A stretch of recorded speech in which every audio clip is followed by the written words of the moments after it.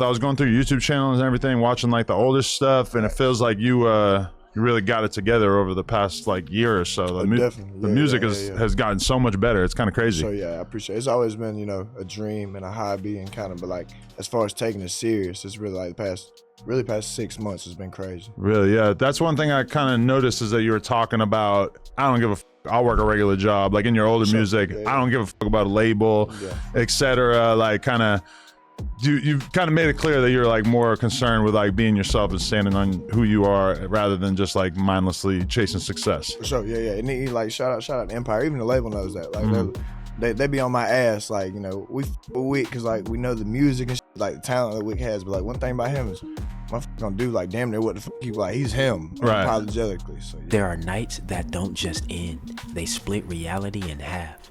In Panama City Beach, Florida, April 25th, 2026 looked like just another crowded weekend by the water. Music, parties, tourists drifting through neon-lit streets, nothing unusual on the surface. But by the end of that night, something had already happened that would quietly spiral across state lines, pulling investigators into a chase that would blur the line between fame, timing, and violence. And at the center of it all was a name people already know: JaYy Wick, an independent artist, a rising figure in Atlanta's music scene, a man whose track Pork Chop Sandwich had recently pushed him into a new level of attention online. But none of that mattered now, because somewhere between a beach access point and a nightclub stage, something irreversible was allegedly set in motion. And at first, nobody understood how it all connected. It started around 11 p.m., Beach Access 83, a stretch of sand where the ocean meets dim streetlights and scattered groups of people trying to extend the night just a little longer. That's where authorities say an 18-year-old man was shot multiple times. Not once, not a warning shot. Multiple impacts, sudden, violent, confusing.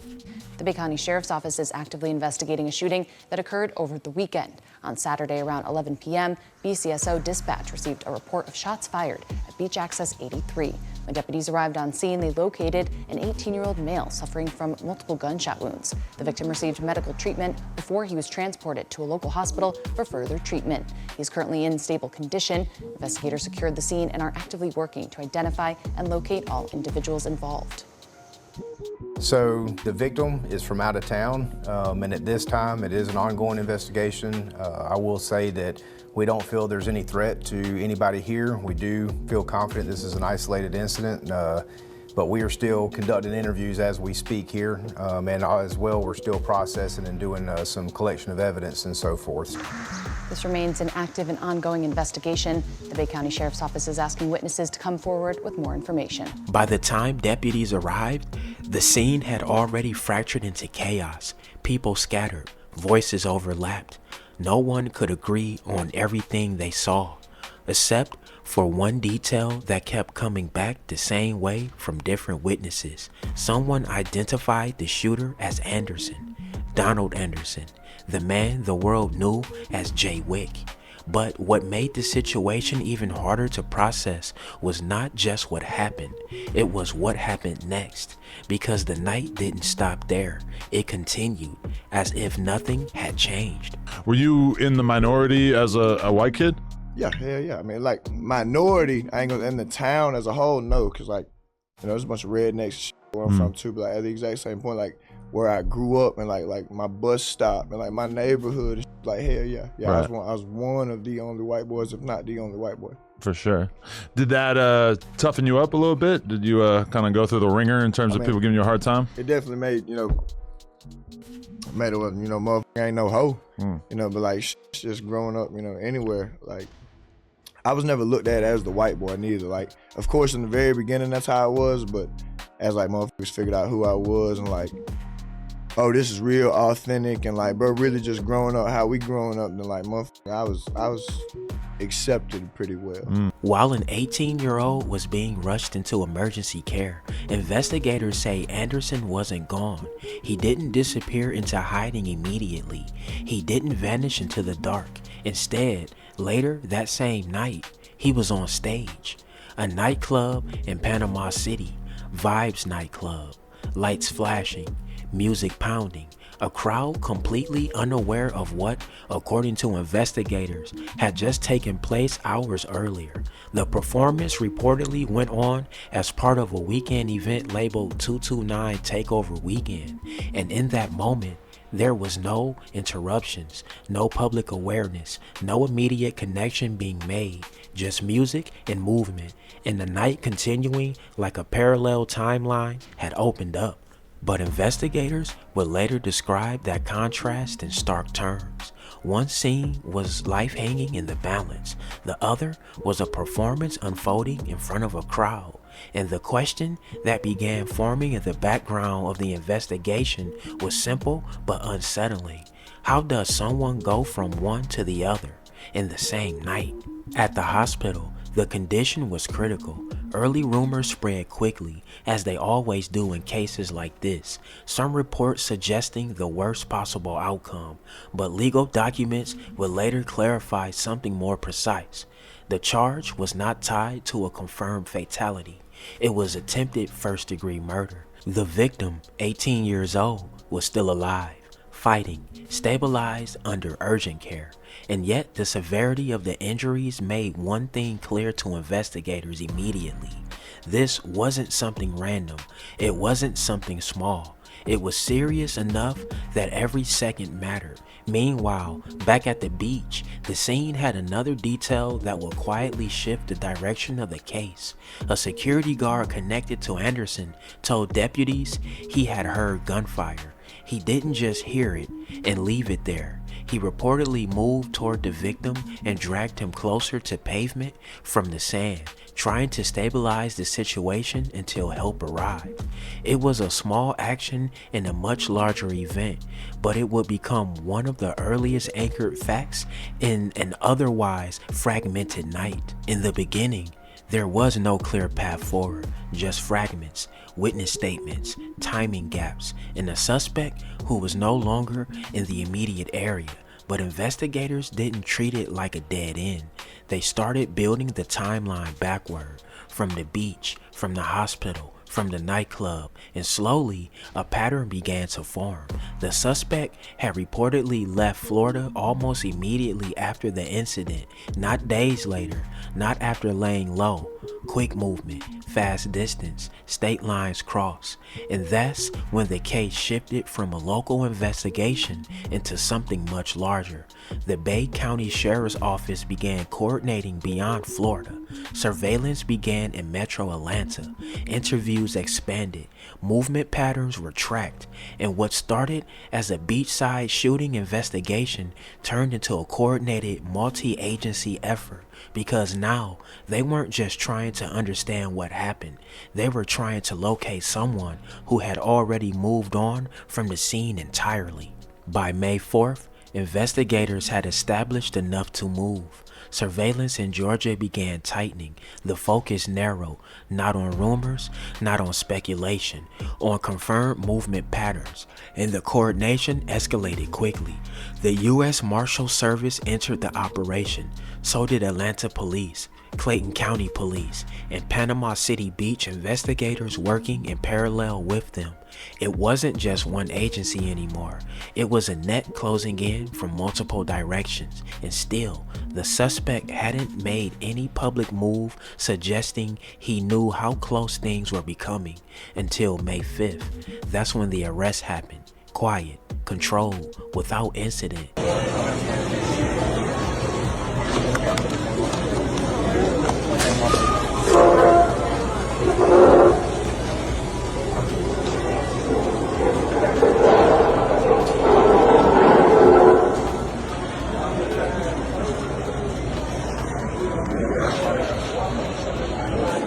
Truck out here.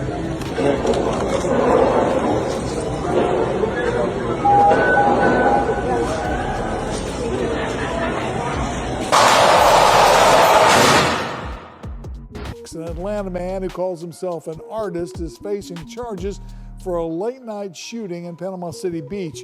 Authorities found the 18-year-old victim at Beach Access 83 in critical condition due to several gunshot wounds. As News 13's Heather Basley tells us, they're still trying to piece together what led up to that shooting. 26-year-old Donald Anderson, who goes by JaYy Wick, is facing attempted first-degree murder charges. Bay County Sheriff's investigators say Anderson shot an 18-year-old a little before 11 on the night of April 25th. First responders found the victim at Beach Access 83. About 5 gunshot wounds, was very critical condition, was rushed to the hospital by Bay County Emergency Services, and we began an investigation. There had been a large house party right next door to this beach access. Investigators say eyewitnesses identified Anderson as the shooter, claiming he fired a number of rounds before fleeing the scene. They say he then appeared on stage at Vibez Night Club in Panama City a short time later. He then returned to Georgia. He committed the shooting and then went on to do that show. This was part of what is referred to as 229 Beach Weekend, advertised on social media. That same weekend is when we had an incident at the county pier where 2 deputies were battered, and we arrested 2 people for battery on a law enforcement officer due to a large crowd gathering there. Investigators say a security guard traveling with Anderson reported hearing gunfire, found the victim, moved him closer to the pavement, then left the scene. So Monday night, sent investigators up to the Atlanta area, and they immediately started putting in work, running intel, trying to figure out different locations, started working with the locals there. So fast forward into Tuesday morning, they began doing some surveillance and watching and trying to track where he was at. Ultimately found him at the mall where he was taken into custody. Sheriff Ford also has broader concerns about Vibez Night Club, pointing to this and past shooting incidents, emphasizing that this incident raises ongoing concerns about safety surrounding and trained nightclub events and venues. Panama City, Florida, April 25th, I will be at Vibez. They brought him here to this community. His video of him promoting coming to Vibez was him in a bulletproof vest. That doesn't take a rocket science to figure out that he may be involved in some type of violence, and that proved to be true in this case. No public confrontation, no dramatic escape attempt. Just a moment where the investigation finally met the person it had been chasing. During the arrest, authorities recovered a firearm, and with that single detail, the case shifted again from suspicion to physical evidence. By the next day, the legal framing was clear: attempted first-degree murder, a charge that carries severe consequences if proven, especially in Florida.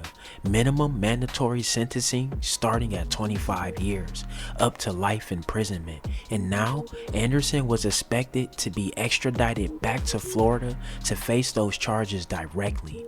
But even with the arrest complete, investigators made one thing clear: the case wasn't finished. Witness interviews were still ongoing, evidence was still being processed, and timelines were still being examined for inconsistencies or gaps. Because in cases like this, the arrest is not the end of the story. It's just the point where everything has to be proven. Sheriff Tommy Ford didn't leave much room for interruption when addressing the case. "We will not tolerate this kind of violent behavior in Bay County," he said. "It doesn't matter who you are or where you are. If you come to Bay County to commit these crimes, we will find you and hold you accountable." It was a statement meant to draw a line between presence and consequence, between action and accountability, and between the image of an artist and the reality of a criminal investigation. Even now, parts of the story remain unresolved in the public eye. What led to the initial confrontation?